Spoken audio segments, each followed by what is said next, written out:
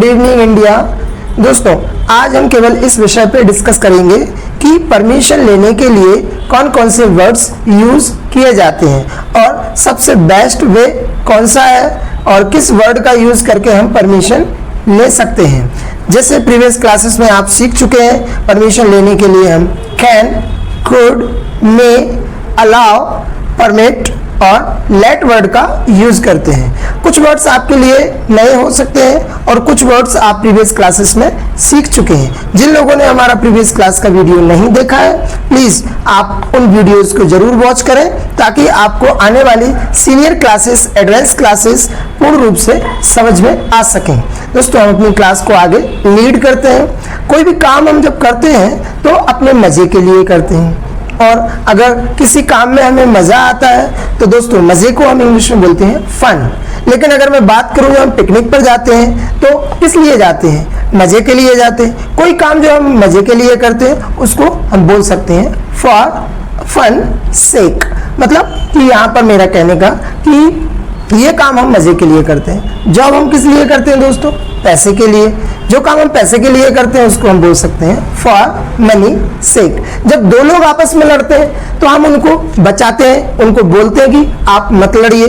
जब वो आपस में बहुत भयंकर लड़ते हैं तो कभी कभी जो बुजुर्ग आ जाते हैं और वो यही कहते हैं कि भगवान के लिए मत लड़िए, don't fight for God sake. तो यहाँ पर दोस्तों हम जो अभी बोल रहे हैं कि ऐसा काम भगवान के लिए ना करें, तो मैंने अभी ये सेंटेंस बोला, डोंट फाइट फॉर गॉड सेक। इस तरीके से हम सेक वर्ड का यूज करते हैं। तो यहाँ पर मैं बात कर रहा हूँ पिकनिक की। पिकनिक पर जाने के लिए दो वर्ड्स यूज किए जाते हैं। पहला गो ऑन पिकनिक और सेकंड जो वर्ड है वो है गो फॉर पिकनिक। ये दोनों ही वर्ड्स बहुत यूज होते हैं और दोस्तों दोनों के मीनिंग्स सेम है, बस दोनों में छोटा सा डिफरेंस है प्रीपोजिशन का। पहला जो मैंने वर्ड आपको बताया उसमें ऑन प्रीपोजिशन फॉलो होता है और सेकंड जो वर्ड मैंने आपको बताया पिकनिक पर जाने के लिए उसमें फॉर प्रीपोजिशन का यूज होता है। बस थोड़ा सा एक डिफरेंस यही है। दोस्तों, पिकनिक क्यों जाते हैं? मजे के लिए, फॉर फन सेक। मजे करने को इंग्लिश में बोलते हैं हैव अ फन। अभी 2 महीने पहले हम लोग पिकनिक पर गए थे और हम लोगों ने बहुत सारे मजे किए। वहां पर एक दूसरे के ऊपर पानी फेंका, फुटबॉल खेला, गाने गाए, डांस किया। इस तरीके से हमने खूब मजे किए। दोस्तों, अगर मुझे बोलना है कि मैंने 2 महीने पहले पिकनिक पर खूब मजे किए तो इस सेंटेंस को कैसे बोलेंगे? We had a fun. अब मैंने यहाँ पर सेंटेंस में हैव की सेकंड फॉर्म हैड बोली। दोस्तों, हैव एक इरेगुलर वर्ब है। इसकी 3 फॉर्म्स होती हैं। First form have, second form had और थर्ड फॉर्म हैड। तो यहाँ पर जब भी हम बात करते हैं पास्ट की तो पास्ट में हम सेकंड फॉर्म यूज करते हैं। तो यहाँ पर हमने हैव की सेकंड फॉर्म हैड यूज की अपने सेंटेंस में। जैसे मैंने बोला कि मैंने पिकनिक पर बहुत मजे किए, मतलब हम लोगों ने पिकनिक पर मजे किए, तो मैंने अभी सेंटेंस बोला वी हैड अ फन। अगर दोस्तों मुझे बोलना है कि अगले महीने हम पिकनिक पर जाएंगे तो यहाँ पर फ्यूचर की बात हो रही है और फ्यूचर के लिए हम विल का यूज करते हैं। अगर मुझे बोलना है कि हम लोग पिकनिक पर जाएंगे तो हम बोल सकते हैं we will go for picnic और वहां मजे करेंगे। तो दोस्तों अब यहाँ पर हम बात फ्यूचर की कर रहे हैं तो हम बोल सकते हैं we will have a fun. लेकिन यहाँ पर मैंने हैव की फर्स्ट फॉर्म यूज की। क्यों? क्योंकि हम फ्यूचर की बात कर रहे हैं और विल के बाद हम एक्शन की फर्स्ट फॉर्म का यूज करते हैं। तो अब आप सीख चुके होंगे कि हैव, हैड का यूज कहाँ करना है। हैव एक एक्शन है और हैव एक टाइम वर्ड भी है जिससे हम क्वेश्चन पूछते हैं। दोस्तों, जब भी हम किसी काम को करने के लिए बाहर जाते हैं तो सबसे पहले हम अपने घर में जो भी कैंडिडेट सीनियर होता है, जैसे मम्मी पापा, हम उनसे परमिशन लेते हैं। और अगर मुझे पिकनिक पर जाने की परमिशन लेना है पापा से तो हम पापा से फॉर्मल वे में बात करेंगे, अपने से बड़ों से, सीनियर से, चाहे वो अपने टीचर्स हो, बॉस हो या अपने मैनेजर हो या कोई भी सीनियर सिटीजन हो, इनसे बात करते हैं तो हम हमेशा इनसे बात करते वक्त फॉर्मल वे में ही बात करते हैं, फॉर्मल वे का ध्यान रखते हैं। और दोस्तों, अगर मुझे पापा से परमिशन लेना है कि पापा मैं पिकनिक पर चला जाऊं तो यहाँ पर मैं परमिशन लेने के लिए फॉर्मल वे में मे का यूज करूंगा। तो मैं पापा से परमिशन लेते वक्त बोल सकता हूँ मे आई गो ऑन पिकनिक। दोस्तों अगर मुझे अपने टीचर से बात करनी है और मुझे अपने क्लास टीचर से बात करके कंपटीशन में पार्टिसिपेट करना, मेरे स्कूल में एक कंपटीशन है, किसी प्रतियोगिता में भाग लेना, उसको बोलते पार्टिसिपेट इन कंपटीशन।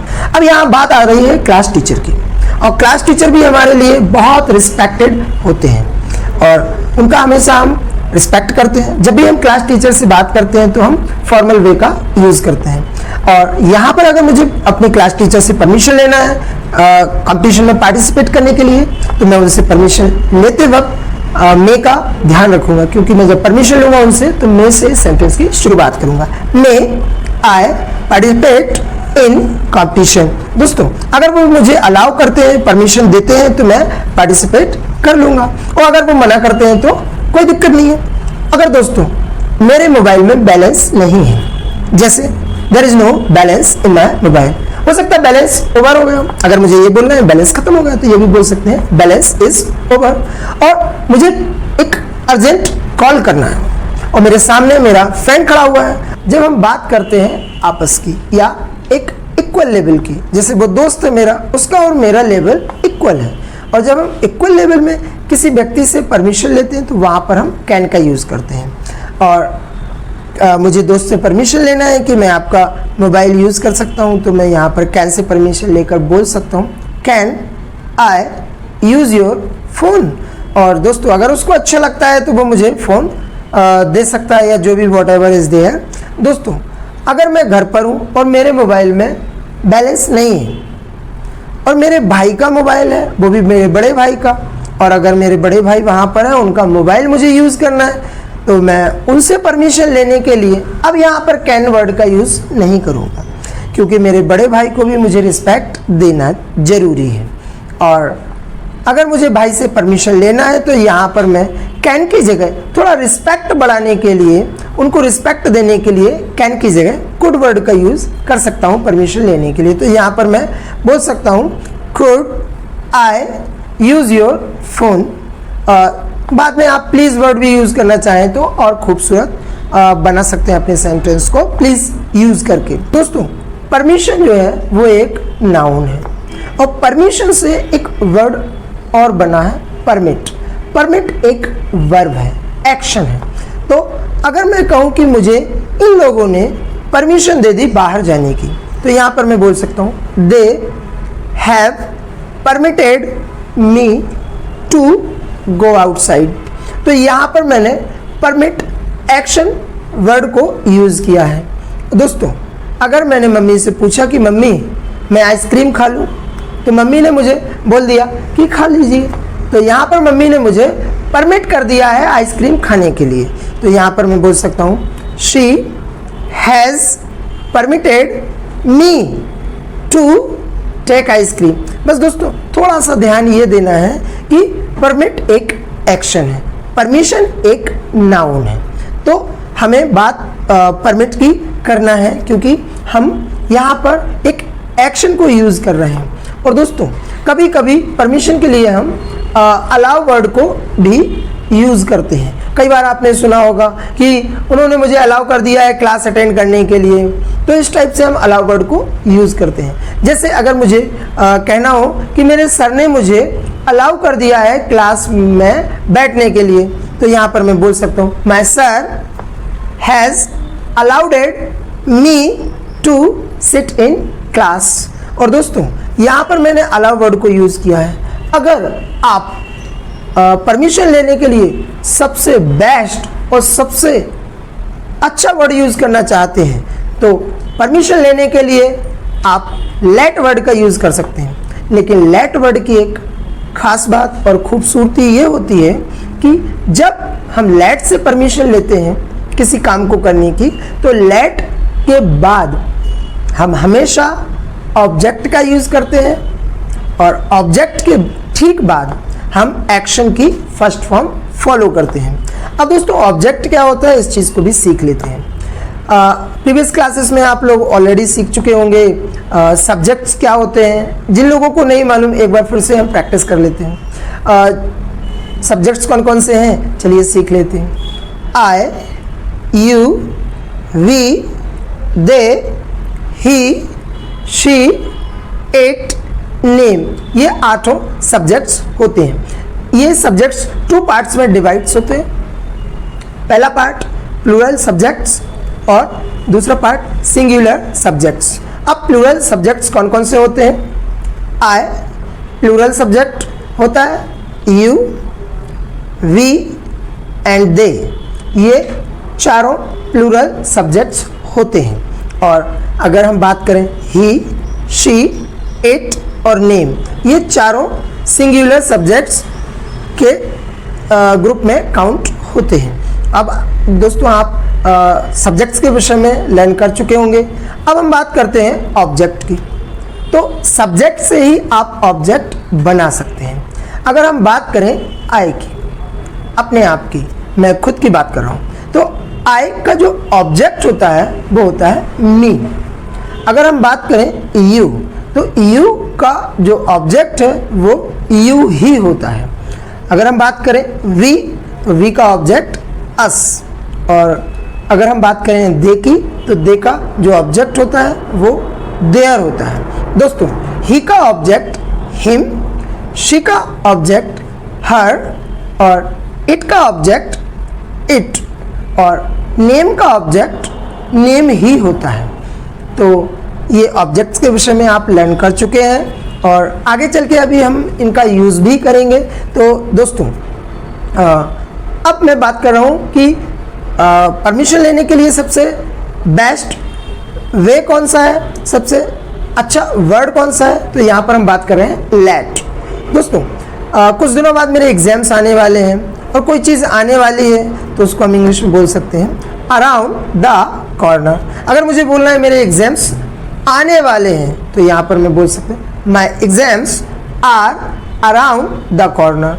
तो मुझे पढ़ना है। दोस्तों मेरे रूम में टीवी लगा हुआ है और जब भी कभी किसी को टीवी देखना होता है तो वो टीवी को वॉच करने के लिए मेरे ही रूम में आते हैं और यहाँ पर मैं सोता भी हूँ, पढ़ाई भी करता हूँ। अब जब वो लोग टीवी देखते हैं, टेलीविज़न को देखते हैं, तो मैं बहुत डिस्टर्ब होता हूँ।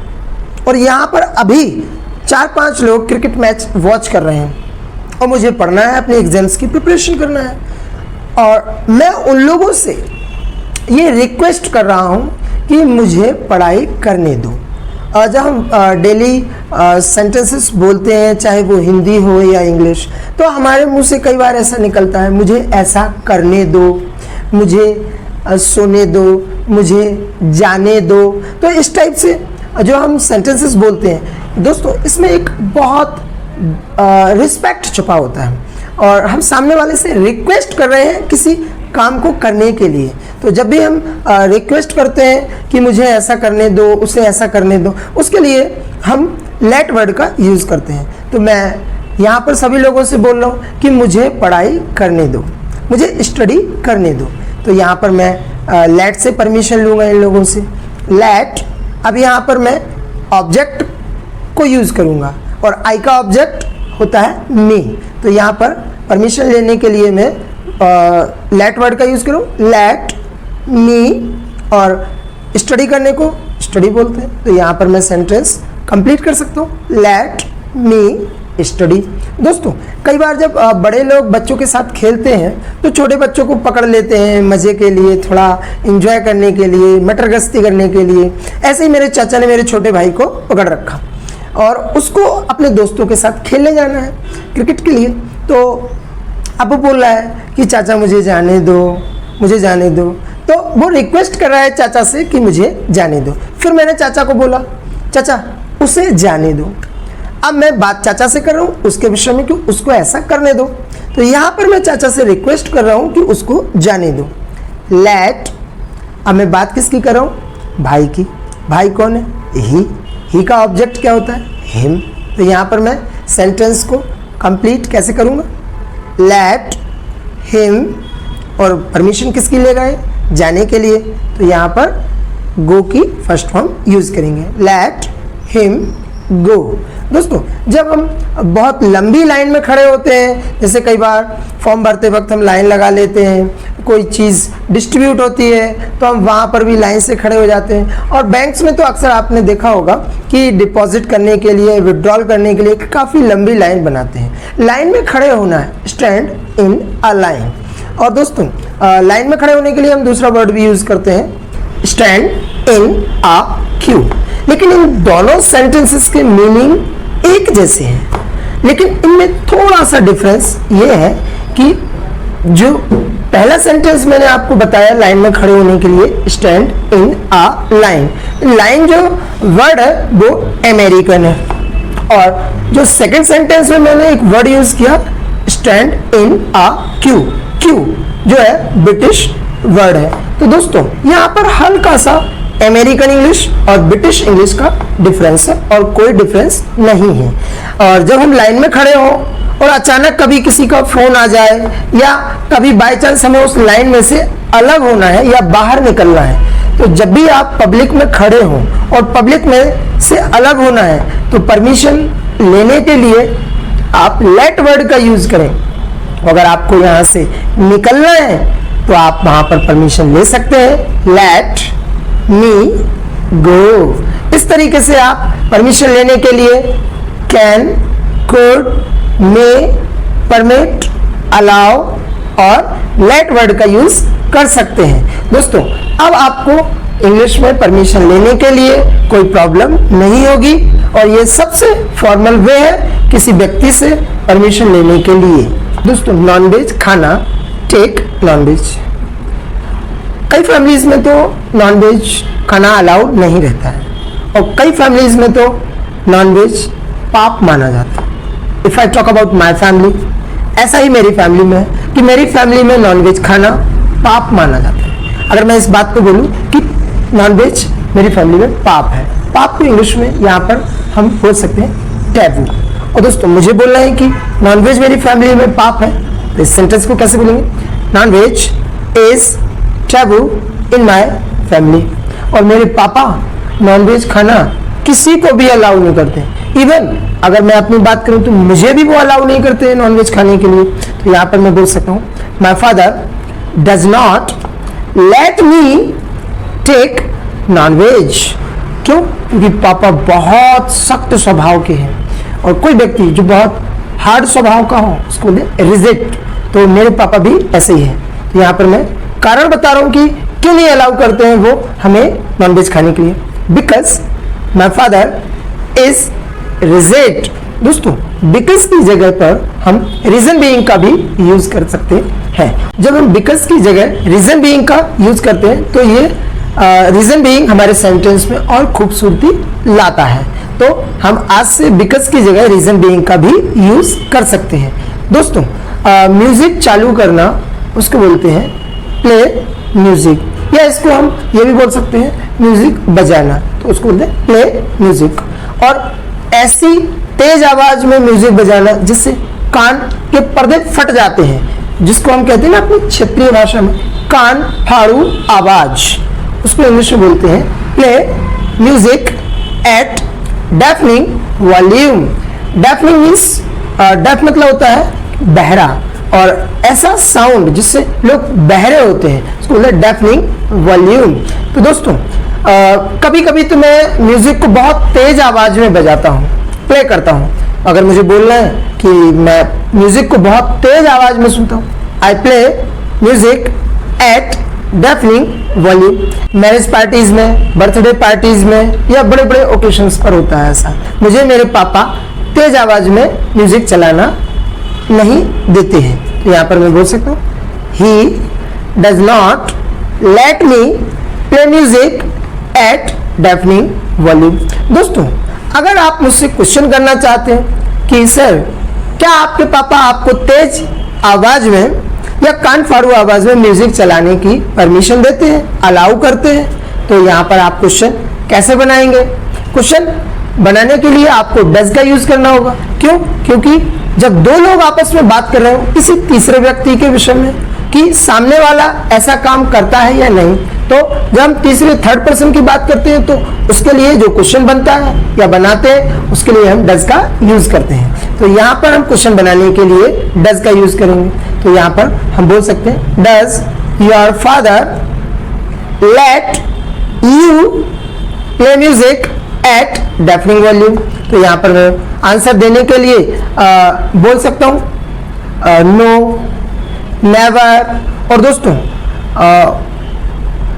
कभी अगर आपको मौका मिले तो आप किसी काम को करने के लिए जब आपको मना करना हो या सेंटेंस को निगेटिव बोलना हो तो आप नॉट एट ऑल वर्ड का भी यूज कर सकते हैं। ये वर्ड इतना खूबसूरत वर्ड है कि आपकी इंग्लिश में 4 चांद लगा देता है।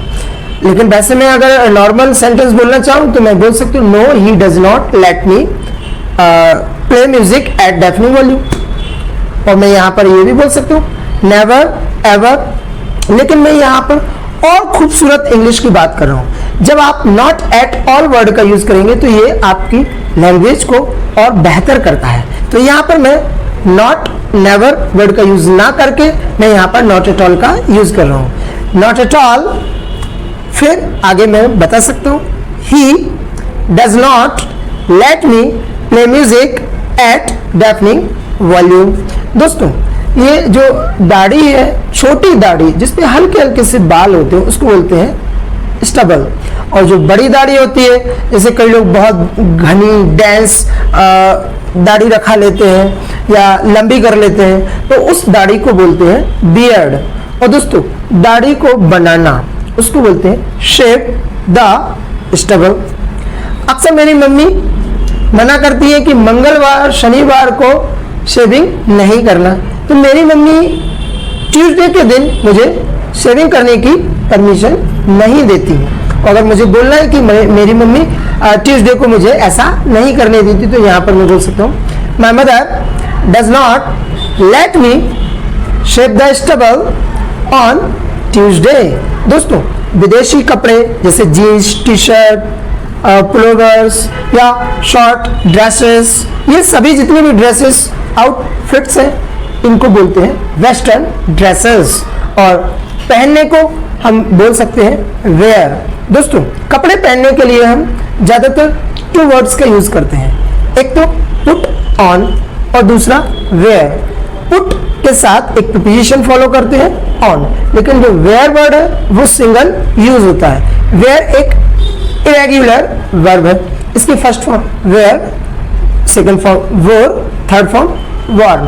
तो अगर मुझे बोलना है कि मेरी मम्मी मुझे कभी भी वेस्टर्न ड्रेसेस पहनने के लिए अलाउ नहीं करती है तो मैं यहाँ पर बोल सकता हूँ my mother does not let me wear western dresses. कई फैमिलीज में तो लेकिन एक्चुअली पापा मम्मी बहुत नम्र स्वभाव के होते हैं तो वो अपने बच्चों को वेस्टर्न ड्रेसेस पहनने के लिए परमिशन दे देते हैं। लेकिन कई फैमिलीज में गर्ल्स के लिए जीन्स टी शर्ट बिल्कुल अलाउ नहीं है, वेस्टर्न ड्रेसेस बिल्कुल अलाउ नहीं है।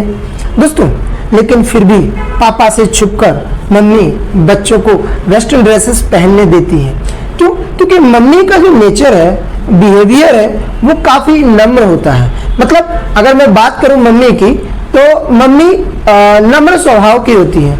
अगर मुझे बोलना है कि मम्मी का नेचर बहुत ही सॉफ्ट है तो यहाँ पर मैं बोल सकता हूँ शी इज लीनियंट। और बच्चों के प्रति थोड़ा मम्मी अपना हृदय पिघला लेती है, कोमल कर लेती है। तो दोस्तों अगर आप मुझसे पूछना चाहते हैं कि आपके पापा आपको वेस्टर्न ड्रेसेस पहनने की परमिशन देते हैं या आपको वेस्टर्न ड्रेसेस पहनने देते हैं, तो अब क्वेश्चन को कैसे बनाएंगे? Does your father let you wear western dresses? दोस्तों अगर पापा बहुत रिजिड है, पुराने ख्यालात वाले हैं, कहते हैं पुराने ख्यालात वाले ऐसे लोग जिनकी सोच पुरानी है, बदलती नहीं है, उनको हम बोलते हैं रूढ़िवादी, इंग्लिश में बोलते हैं ऑर्थोडॉक्स। तो यहाँ पर मैं बोल सकता हूँ कि मेरे पापा मुझे वेस्टर्न ड्रेसेस नहीं पहनने देते, कभी नहीं। यहाँ पर मैं बोल सकता हूँ not at all. He does not let me wear western dresses. Reason being, क्यों नहीं पहनने देते? He is पुराने ख्यालात वाले, ऑर्थोडॉक्स। वीडियो को वॉच करने के लिए थैंक यू सो मच।